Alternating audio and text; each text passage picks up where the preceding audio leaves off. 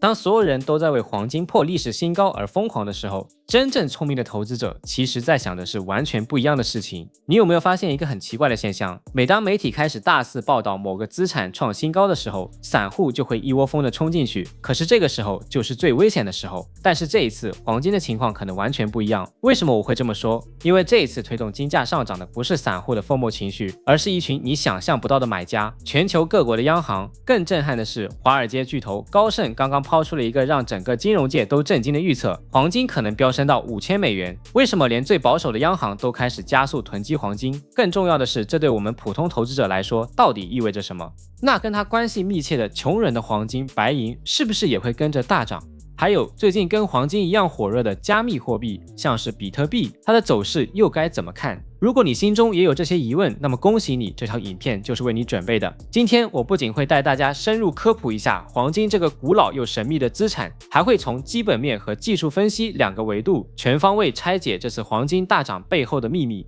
我们会聊到地缘政治的博弈、各国央行的神秘操作、去美元化的浪潮，甚至是特朗普可能带来的影响。同时，我也会教大家如何运用简单易懂的技术分析，看懂黄金、白银和加密货币的价格走势图。还有一个好消息，在这条影片里，我会有一份礼物随时送出。这条影片的含金量绝对跟现在的金价一样高，请你一定要把影片完整看完，因为我会把复杂的财经知识用最简单、最有趣的方式讲给你听，让你就算是一个投资小白，也能瞬间搞懂现在全球市场到底在发生什么事，并且找到属于你自己的投资机会。请记得按赞、分享、订阅我们的频道，并打开旁边的小铃铛。准备好了吗？让我们马上开始。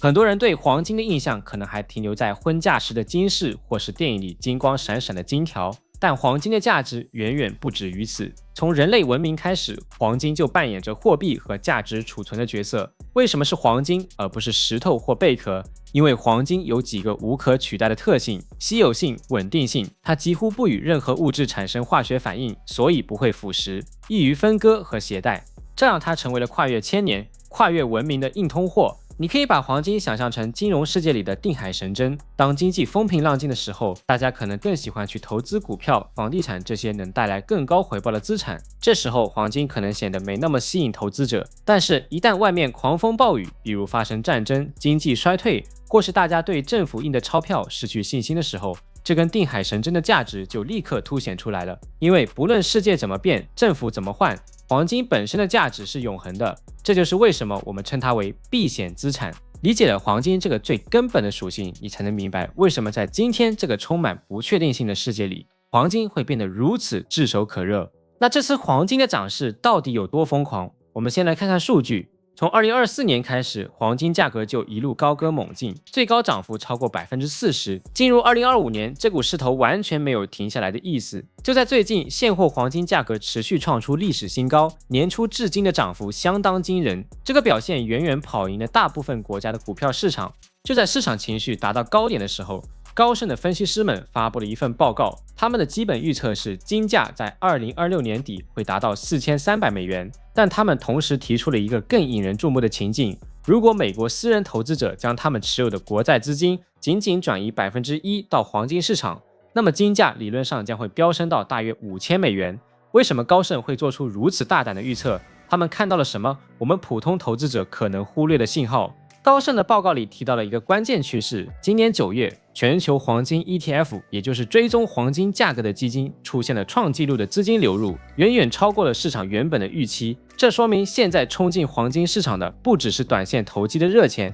而是大量长线布局的聪明钱。这些资金正在从传统的避险资产，比如美国国债，转移到黄金市场，这是一个非常重要的趋势转变。你可以这样理解，黄金市场的池子相对是比较小的。如果掌管着巨额资金的机构投资者都开始觉得持有现金或债券不安全，而把一小部分钱换成黄金，那么这股巨大的购买力就足以把金价推到一个我们难以想象的高度。这就是高盛$5000预测背后的底层逻辑。那么问题来了，是什么原因让这些聪明的资金开始抛弃传统的避险资产，涌入黄金的怀抱呢？这就要从我们的基本面分析开始说起了。要理解一个资产价格的长期趋势，光看 K 线图是不够的，你必须要理解它背后的驱动因素，也就是基本面。第一个因素，地缘政治的避风港效应。这几年我们生活的世界可以说是相当不平静，从俄乌战争的持续到中东地区的冲突不断，再到中美之间的贸易和科技博弈，全球的政治格局正在经历一场剧烈的变动。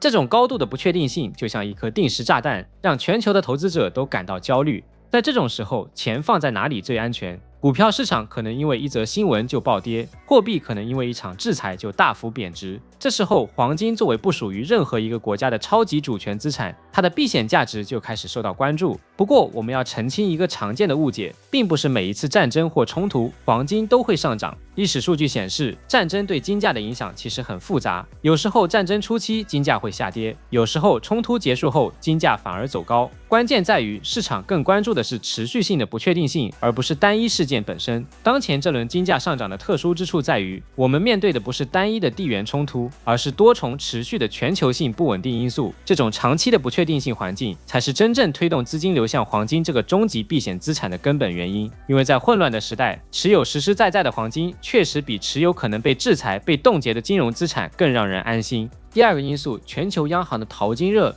如果说个人投资者买黄金是为了避险，那么各国央行买黄金就释放出一个更深远的信号。根据世界黄金协会的数据，全球央行已经连续超过14个季度在净买入黄金，而且购买的规模屡创新高。特别是像中国、印度、土耳其这些新兴市场的央行，更是成为了购金的主力军。这个背后反映了一个重要的趋势，就是去美元化。在过去几十年，美元是全球最主要的储备货币，各国央行都储备了大量的美元资产，比如美国国债。但近年来，随着美国不断将美元武器化，对其他国家实施金融制裁，很多国家开始意识到过度依赖美元体系是有风险的，因此他们开始寻求储备资产的多元化，而黄金这个不被任何单一国家控制的古老货币，自然就成了最佳选择。另外，全球央行正在加速多元化其储备资产，黄金在央行储备中的重要性日益提升。当全球最大的买家各国央行都在持续不断的买入黄金时，你认为金价的长期趋势会是怎样的呢？第三个因素，美联储的降息预期。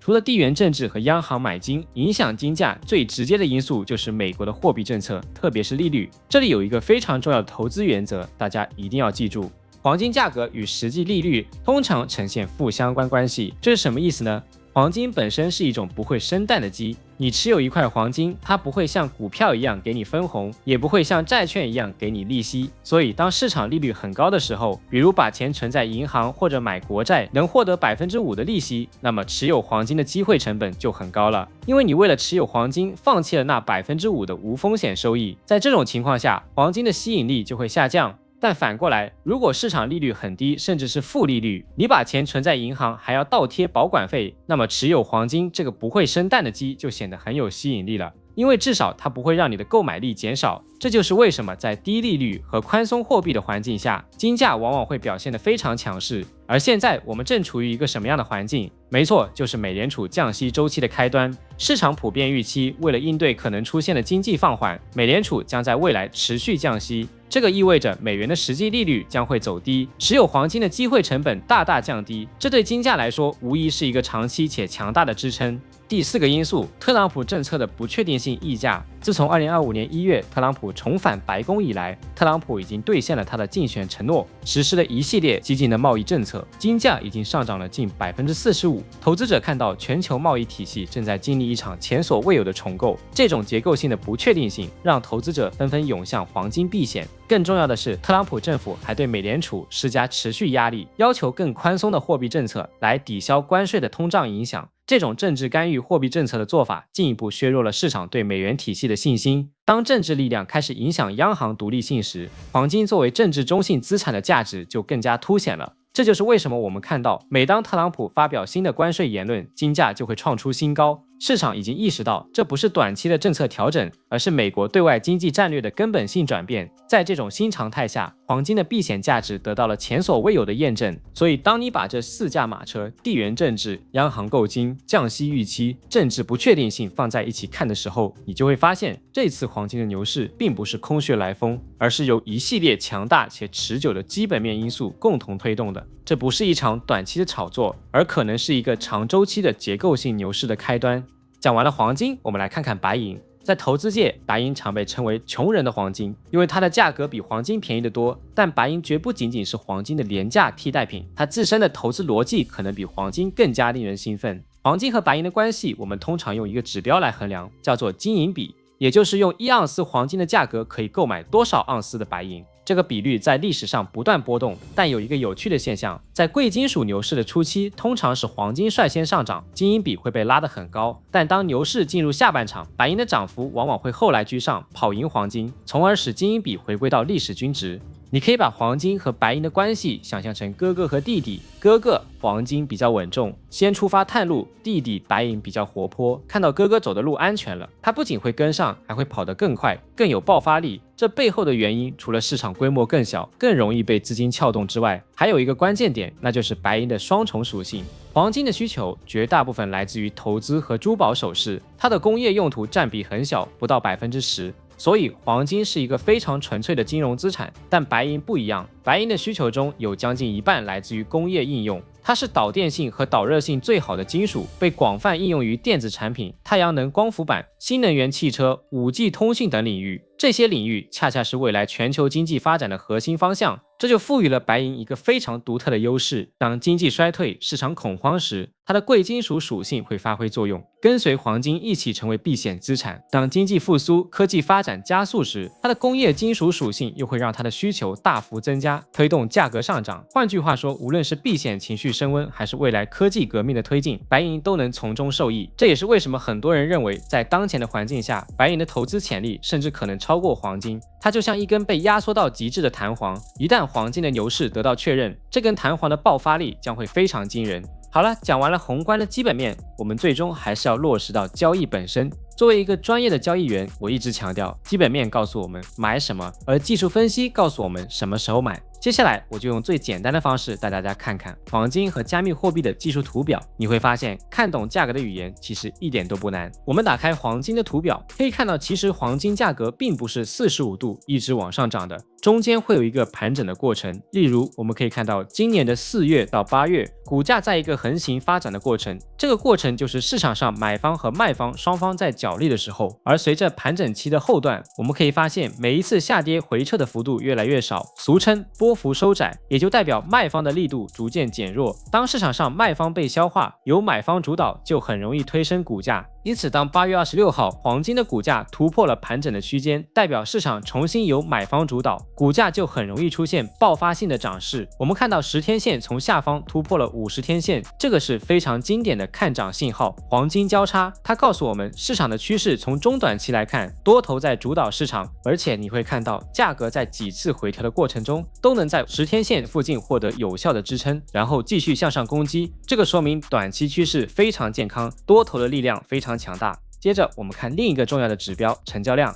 成交量代表市场的参与度，我们常说量价齐升是一个健康的牛市的标志。在黄金这几波突破历史新高的过程中，我们都看到了巨大的成交量配合，这说明每一次的上涨都不是少数人自娱自乐，而是有大量资金涌入，市场对这个价格是高度认可的，这进一步确认了趋势的有效性。当然，像 RSI 相对强弱指标这样的摆荡指标，目前可能显示市场处于超买区域，这提示我们短期内可能会有回调的风险，但这并不意味着牛市的结束。在一个强劲的牛市中，价格在超买区钝化是非常常见的现象，对于交易者来说，这反而是等待回调，寻找更优入场点的机会。我们再去看白银，你可以发现其实趋势跟黄金十分相似，在去年10月至今年6月形成了8个月的波幅收缩 VCP， 而当白银的价格突破了这个盘整区，就像汽水的瓶盖被打开，股价很容易会有一段强劲的爆发力，因为卖方在之前的盘整期被逐渐消化，而当市场上买方更强势，就很容易主导股价往上涨。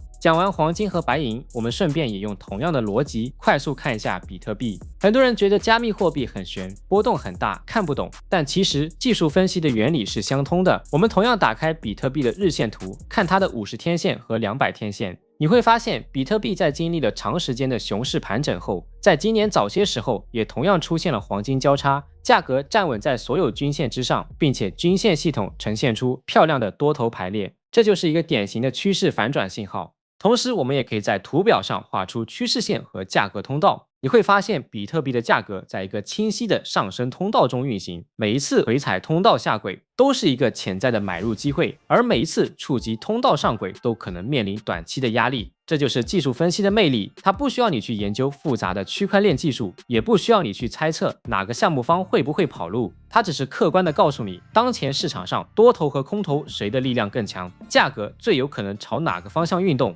无论是黄金、白银还是股票、加密货币，这些技术指标就像是市场的语言，只要你学会了这套语言，你就能在任何市场中做到涨跌都赢。这也正是我在银势分析课程中想要教给大家的核心能力。现在让我们回到最初的问题，黄金破了历史新高，现在是入市的机会吗？对于聪明的投资者来说，我们不应该因为价格高而感到恐惧，而应该去思考是什么让价格达到了这个高度，以及这个因素是否会持续下去。当然，这并不意味着我建议你现在就立刻马上不计成本的冲进去，任何投资都伴随着风险，特别是在价格连续上涨之后，短期回调的风险也在增加。一个成熟的交易者永远不会去追高，而是会耐心等待市场给出一个低风险高回报的入场点。我希望今天这条影片能够给你提供一个完整的分析框架，让你下一次在面对市场波动时，不再是盲目的跟风或是恐慌的抛售，而是能够独立的思考，做出属于你自己的明智的决策。如果你觉得今天的内容对你有帮助，请你一定要按赞这条影片，并且订阅我们的频道，打开小铃铛，这样你才不会错过我未来更多精彩的分享。我也邀请你在下方的留言区写下你的看法。